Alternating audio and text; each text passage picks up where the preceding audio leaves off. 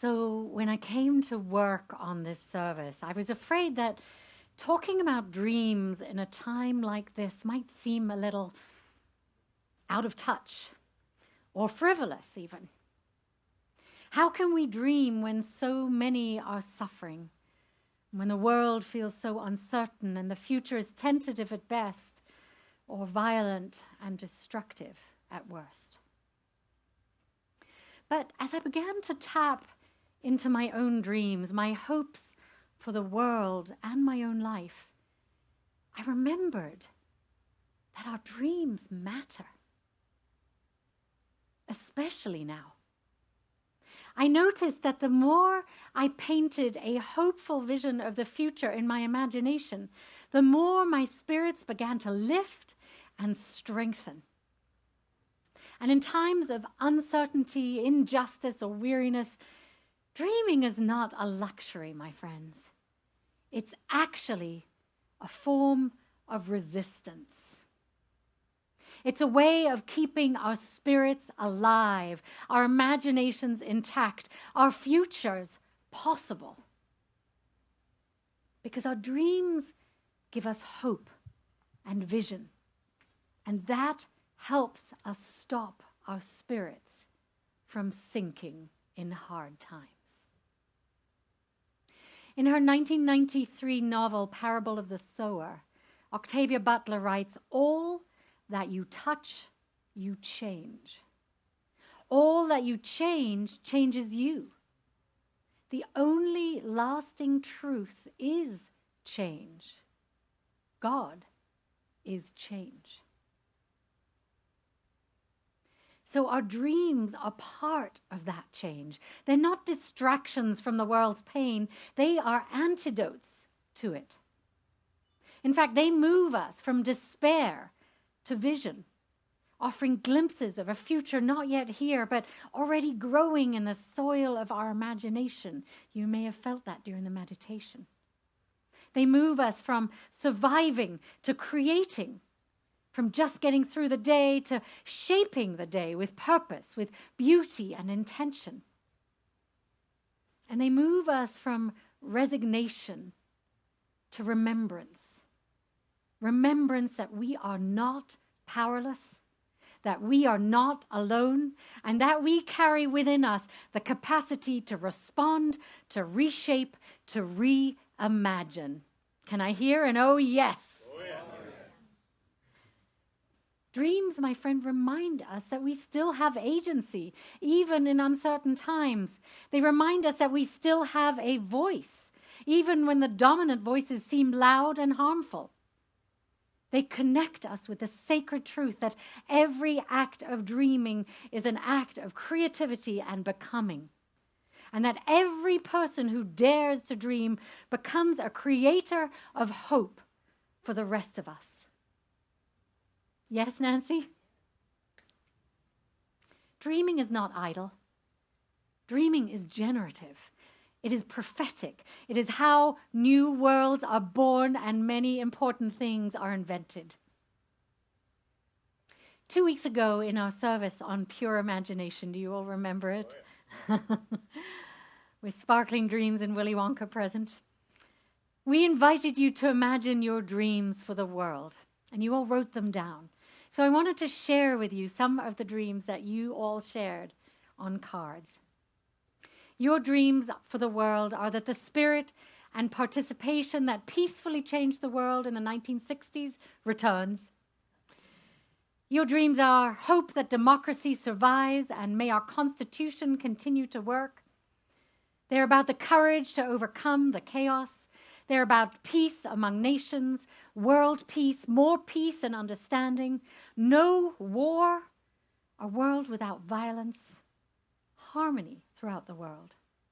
No them versus us, a world that has no separation and people come together in love. Divisiveness is replaced with understanding and love.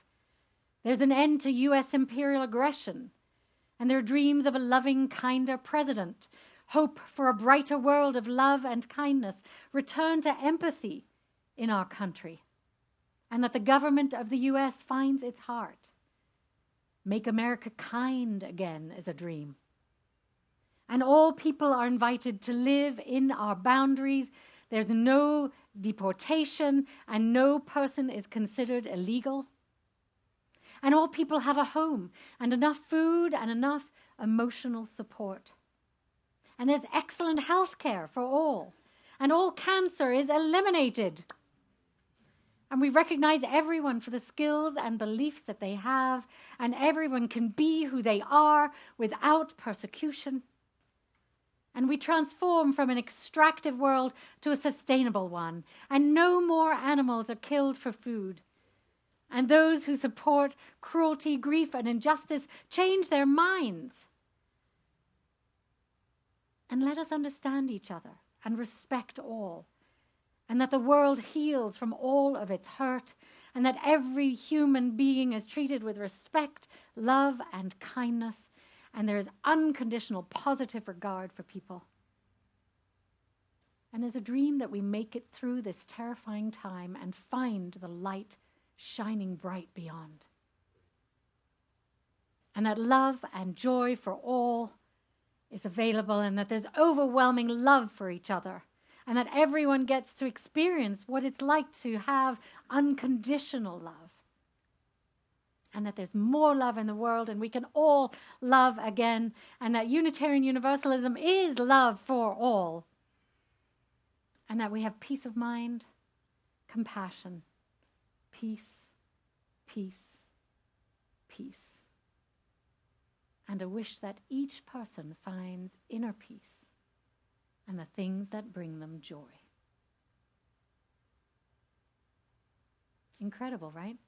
Those are all of your dreams. Those are the dreams that you have for our world.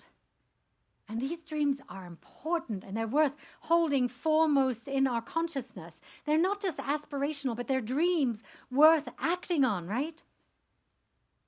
Yes? Yes. Or you're going to sleep through those dreams. Those dreams summon us to action to create such a world, don't they? Yes. So you see the power of dreams, my friends.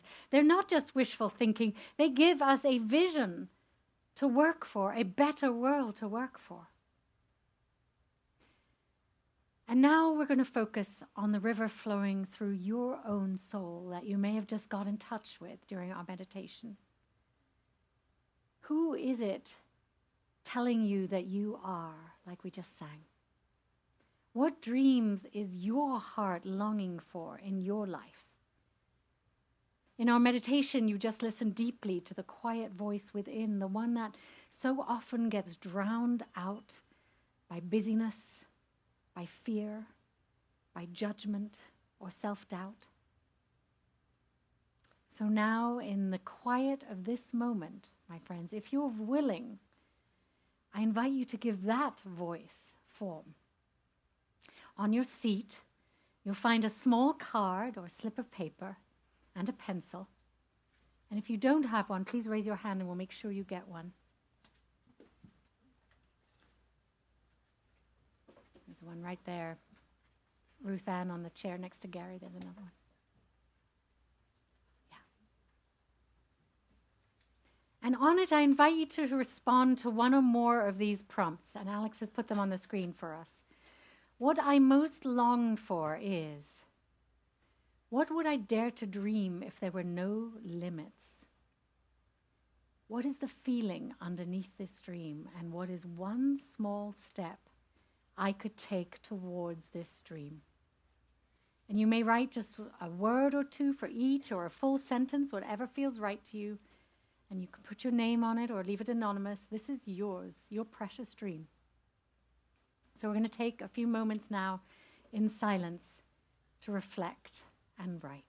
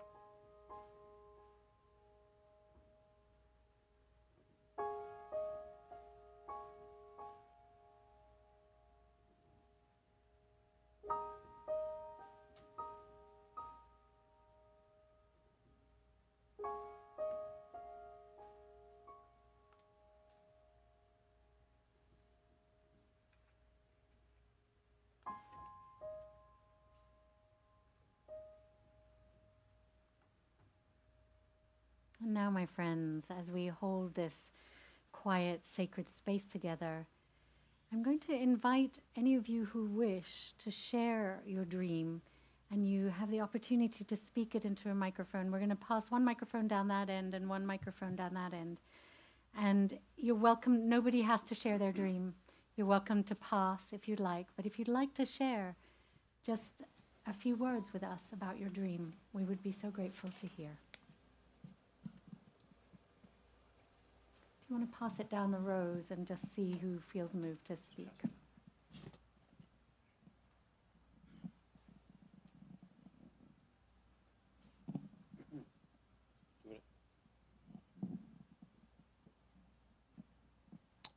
What I would dare to dream if there were no limits, that everyone was housed with love, that everyone was fed, and that everyone was respected. Thank you.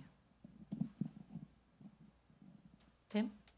And maybe we'll just pass it down the room too. I dream of a world in which all feel loved and supported, including me. And pass it down the row and see if anyone... I dream of a world where tolerance and even support for our differences is how we live. Thank you. Go ahead and pass it down and then pass it back in the row and just see if anyone wants to share.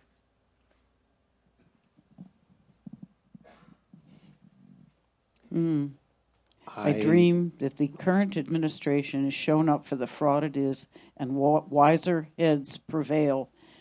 That's my hope for the future of my country. And the way I'm going to get there is by living my values and sharing them.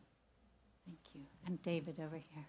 I dream of a world without want, allowing us all to not fear, but just to love. Thank you, Mike. We're going to hold there a moment and we're going to listen to David. Yeah, I wrote peace and kindness to everyone and for everyone. I dream of equal opportunity for all.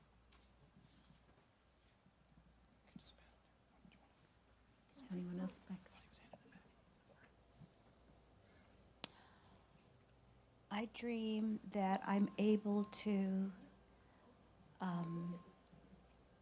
give everyone I interact with an opportunity to tell their truth and give them an opportunity to be heard. Masayo, you want to? No? I have a collection of dreams in my heart and hands. My dream today is that I may take the steps to execute fulfillment of many of these dreams, aspirations, and goals. And I thank you, my community, for nearing these steps. Thank you. We're going to be over here. Nancy? Yeah. Peace in our lifetime and a pain-free life for my daughter who suffers from multiple sclerosis, among other things. Messiah. I dream of a world where there's no competition, no superiority, and everybody being loved for their goodness. That's it. I dream of a world where the law is honored in the courts so that we can have fairness in our world.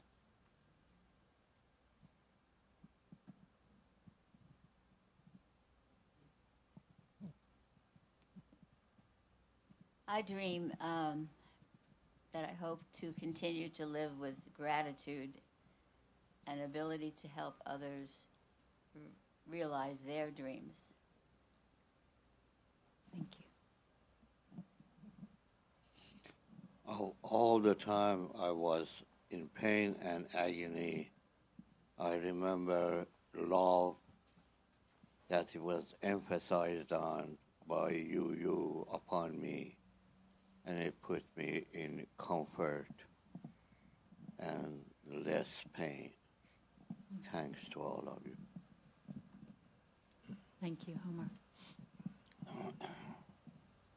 Let's see. I dream of a world where there's physical exercise and role-playing and computer games are all combined.